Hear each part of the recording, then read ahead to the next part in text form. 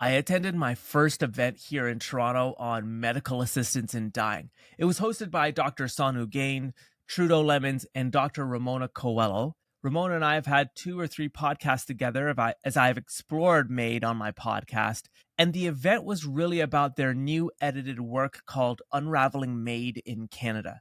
Now, for those that are not familiar, medical assistance in dying was a policy that was introduced in Canada in 2016. But what's interesting is the numbers in Canada are astronomically higher than any other jurisdiction in the world that has a similar policy. So what could help explain this, and what types of rabbit holes has Canada gone down that no federal leader is even talking about? And I think civil society should fill that void by talking about it.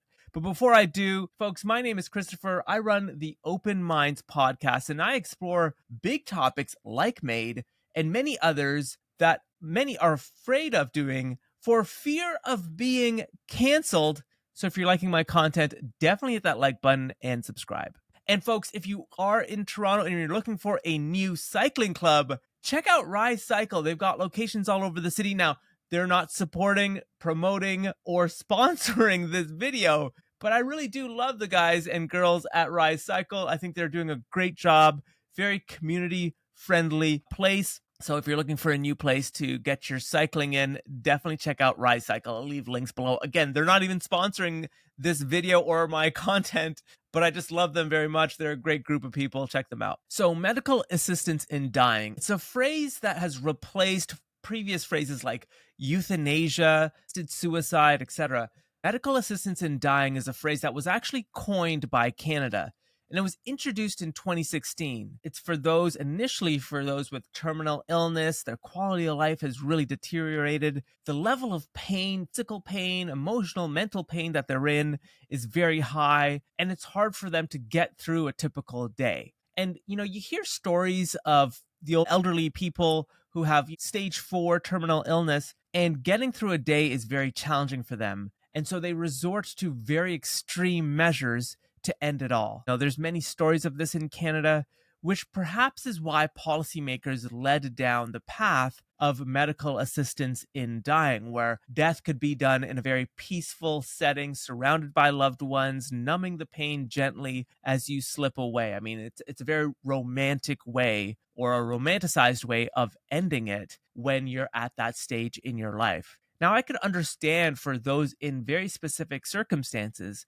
why that may be considered an option, especially for people who are grappling with the loss of the ability to do basic bodily functions. It makes a lot of sense for many people in those very specific circumstances. And so in jurisdictions that have adopted medical assistance in dying, the numbers aren't really high. They're generally low. I mean, it's a few hundred to a few thousand. I mean, it's nothing like dramatic. It's because it's for people in very specific circumstances. It's not for the general public. It's for a very specific circumstance. But Canada, we introduced this policy in 2016, and year over year for the past almost 10 years, we've seen a 15 to 16% increase year over year, to the point where now in 2023, numbers are around 16,000 Canadians who opted for MAiD at the end of their lives. Now, what's interesting about this, too, is the World Health Organization says you can't classify MAiD as a cause of death. Instead, you have to classify MAiD as a provision. Now, lexicon here is very important, because if MAiD were a cause of death, it would be one of the leading causes of death in Canada. But it isn't. It's considered a provision. It's not considered a cause of death. Now, of course, we can get into semantics about this, because one would say, well, the terminal cancer is the cause of death, the terminal heart disease is the cause of death, etc. But the reality is that in Canada, you don't have to have a terminal illness to qualify for MAiD. There's 2 tracks in Canada. One where death is certain, terminal illness, etc.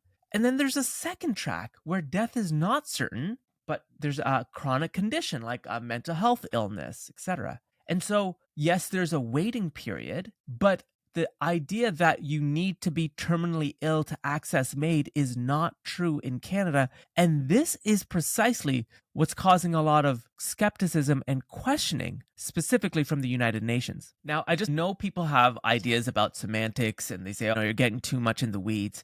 But we have to remember that even if you select MAiD, MAiD is not on the death certificate. The death certificate says the chronic condition that you had. So that poses another challenge for how we understand and assess MAiD. Remember, if we think of them as provisions and not death itself, then it changes the way we perceive it and how we look at MAiD. So as I mentioned, Canada's seeing like a 16-ish% year over year increase in MAiD. And the reason perhaps some researchers think this could be the case is because the way in which it's administered here in Canada, it's physician-assisted suicide. So unlike other jurisdictions in the United States where a doctor prescribes you a lethal concoction, which you can take at any time you want, some may second guess the reason for taking it. They may think to themselves, my condition isn't as bad. I don't want to take it because I think of my family. I think of everyone around me. I don't want to end it all by myself drinking this right now or taking this right now. But in Canada, physician will show up with the concoction in a white lab coat, and some have considered this the appointment with death. So at that point, there is no turning back. You must go through with it. And so that's perhaps part of the psychological reason why our numbers might be higher than other jurisdictions. And to help prove this point, in the United States, in those states where MAiD is legal, 30 to 40% of those prescribed the drug actually don't take it. So you just think about that in Canada, 30 to 40% of our numbers could actually not take MAiD. Now, I know some people will say, Christopher, it's my right to end my life. It's my right to do that and to choose the way in which I want to do that. How dare you tell me to continue working through day after day? You have no idea what pain I'm going through. You have no idea what my personal condition is. What's in it for you to make sure my life continues when I've determined this is it? Now, I understand that point, but I just want to say that this is state-assisted suicide, and that gets into a very murky area because ultimately doctors do swear an oath to protect life. And so if MAiD is being suggested by a doctor or a physician or a medical practitioner without following the necessary protocol, that gets very strange, and we enter into a state where you may actually be selecting MAiD because of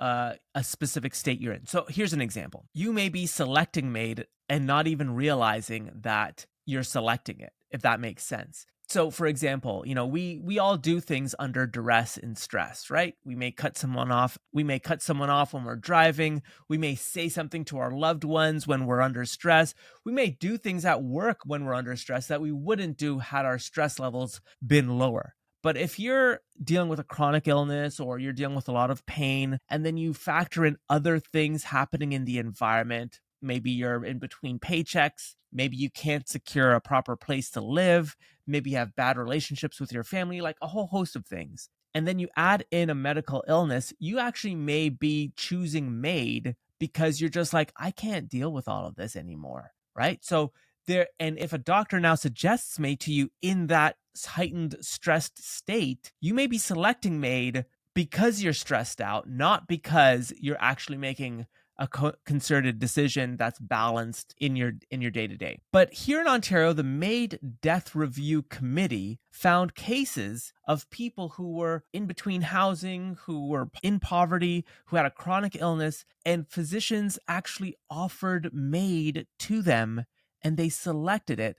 In some cases, not even with the consultation with their family members and loved ones, but because they were in a very, very stressful situation and a doctor recommending or a physician recommending MAiD went forward. And when you think about it, like doctors really need to look at you, the person, like holistically to understand every last aspect of what you're going through and then recommend possible ideas for addressing specific areas of your life. So for example, if you have a chronic illness and you're in between paychecks and you lost your job and you have bad family relationships and, it's on the family physician, the doctor, the medical practitioner to say, hey, Christopher, hey, by the way, you should talk to this person about your finances. You should talk to a therapist about your family. You should talk to this person about this. Like, there's a whole network of services that could be offered to the individual to help guide them through specific instances of their life, chapters of their life that may be very difficult, right? So, and again, I'm not saying this will work for 100% of people, but we know with sustained exposure to interventions like, focus groups, talk therapy, financial planners, etc., you can make better choices on a day-to-day basis, and those can compound to then achieve better mental clarity, better focus, a heightened rigor in life. There was a study I remember reading where people with spinal cord injuries who instantly became quadriplegics were very suicidal within the first, few weeks of their diagnosis and prognosis. But then with consistent exposure to mental health experts over a 30, 60, 90-day period, many were no longer suicidal and didn't have suicidal ideation. And so that lets me believe that there's a responsibility by our medical practitioners to help the individual through all different forms to access the services that they need. And the last thing I want to say, I know a lot of people will say, Christopher, MAiD should always exist as an option for Canada.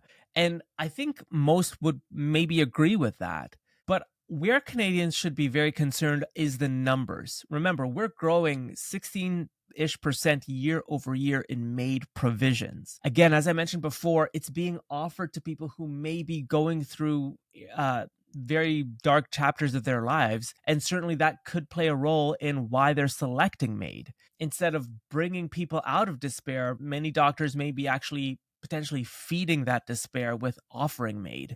And I just want to also dispel the idea that this is, the ideal, right? Someone has terminal illness, they've tried everything, and they're now okay with selecting MAiD. I think most Canadians, again, would agree that's pretty reasonable. The reality is that it's just not the case in Canada. We have very liberal policies on MAiD. And I think the better way forward is to actually increase the amount of restrictions on MAiD to get rid of the mental illness track altogether personally, and to make track 1 with a terminal illness even more restricted. Now you might be asking, Christopher, why? And to me, it's because I go back to the oath that doctors take. It is to protect and preserve life. We need to make sure that the individual, again, as long as it's state-sponsored, there is a responsibility that the medical practitioner ensures the individual has exhausted every aspect possible before MAiD. And then you leave it up to the individual to determine that choice for them. So yes, I agree MAiD may continue to exist as an option in Canada, but I truly believe it needs to be highly, highly restrictive, and doctors need to make sure that every avenue has been explored before offering MAiD. And right now, we're just not seeing that. Here's the last stat for you. Did you know there used to be like a cooling off period? So you select MAiD and you say, okay, like, here we go. There used to be a cooling off period where you had to sit down and be like, man, do I really want this? Da, da, da. I think it was 90 days at one point. And in 2021, that was removed. So you can opt for MAiD and get the same day approval of MAiD. Now, again, I do think that expediency is a bit wild as to why policymakers would want that expediency. And this points back to like a bigger question I think we as Canadians should be having, which is, why would policy providers want people to select MAiD? Why would we as a country choose to be liberal with MAiD?